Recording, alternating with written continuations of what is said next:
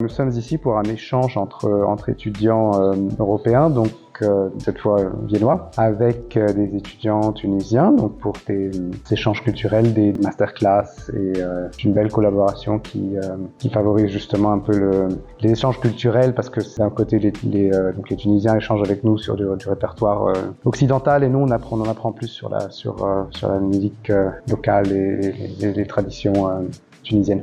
Donc de notre côté, les musiciens qui représentent la MDV ici pour cet échange ont été sélectionnés par le rectorat de l'université, qui souhaitait vraiment envoyer des personnes représentatives de notre université. Dans le cas des musiciens tunisiens, si j'ai bien compris, il y a une certaine sélection qui se fait au fil du temps. Il y a certaines collaborations avec des écoles et avec des institutions locales qui envoient régulièrement des musiciens ici. Certaines d'entre eux sont déjà là pour la deuxième ou pour la troisième fois.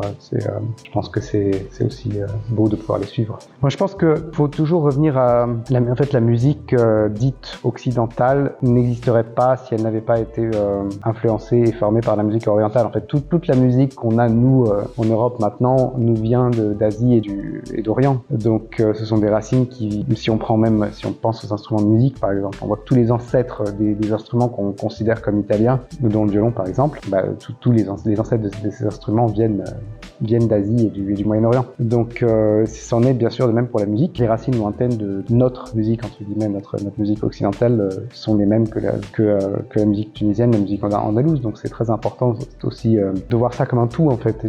C'est intéressant de revenir un peu à ces racines et ce qui nous permet de comprendre un peu.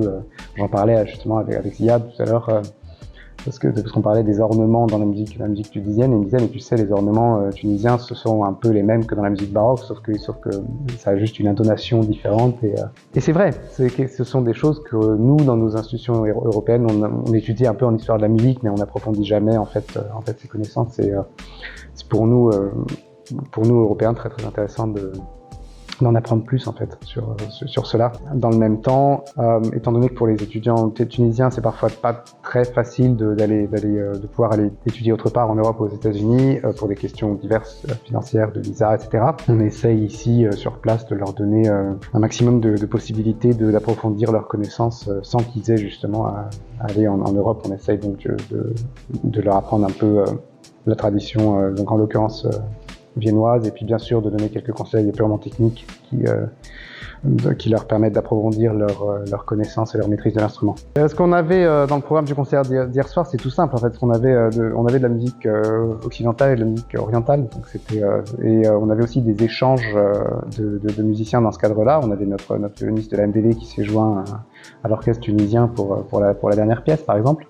Donc je pense que c'est sous ce signe que sont placés ces concerts des continents, c'est justement de montrer au public en fait un échange entre les étudiants de différentes cultures, de différentes traditions, et aussi également bien sûr de présenter un programme qui comporte des œuvres des deux côtés. Oui, alors ça c'est un thème très intéressant, je pense. L'avenir de la musique classique, on en parle tout le temps, on en parle aussi dans notre, je déteste le mot, mais dans le business moderne entre guillemets, on parle souvent de l'avenir de la musique classique. Je pense que s'il y a une chose que je vais retenir moi de mon côté de ce bref passage en Tunisie, c'est l'envie et la motivation et l'intérêt que portent les étudiants locaux, qui n'est absolument pas toujours le cas dans vous savez, nos institutions en Europe, elles ont beaucoup de moyens, elles ont des budgets, elles ont les instruments, elles ont des professeurs. En fait, certains étudiants basculent vite du côté obscur du confort, si je puis dire, et moi ça m'est déjà arrivé beaucoup de fois de devoir faire des remarques par rapport à la discipline, au téléphone portable pendant les cours. Enfin, et ça, c'est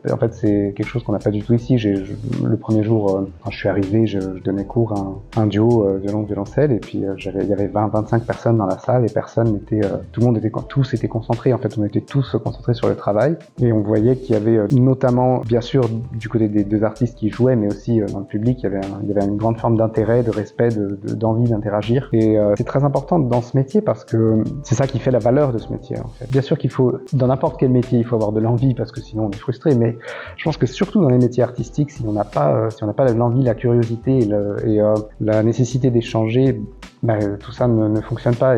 Et ce qui m'amène donc vers le constat que j'espère que, enfin, j'ose espérer que ce sont des caractères authentiques qu'on voit dans ce contexte. Et c'est la deuxième composante de ce métier, je pense que c'est l'authenticité. Et c'est ça qui a un peu tendance à disparaître malheureusement à l'heure actuelle, mais pas seulement dans la musique, hein, partout. Hein.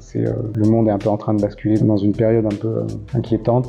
Je pense qu'il y a une grande faute aux réseaux sociaux. Parce que parce qu'il y a des bons côtés bien sûr, mais on vit dans une société qui est préoccupée par le fait de ne montrer que le meilleur de soi-même en permanence, et je pense que ça détruit notre population et notre société, et notamment en art, ça va complètement à l'encontre en fait de ce qu'on fait. Donc je pense que c'est très important de voir, en fait, c'est rassurant pour moi de voir des jeunes artistes qui sont authentiques et qui ont vraiment envie de vivre leur passion, parce que c'est malheureusement de moins en moins souvent le cas. Alors, vous savez, si on parle du concert d'hier, moi j'ai beaucoup aimé la composition du trio. Je trouvais ça, je ne comprenais pas les paroles, mais donc sur le moment, mais j'étais très touché par l'atmosphère de cette pièce. Et puis j'ai beaucoup aimé aussi la valse algérienne qui a été jouée hier. C'est une valse un peu en tout cas pour moi, qui était un peu nostalgique, mélancolique. Je trouvais ça m'avait beaucoup touché. J'ai écouté avec grand plaisir ces deux œuvres-là hier soir.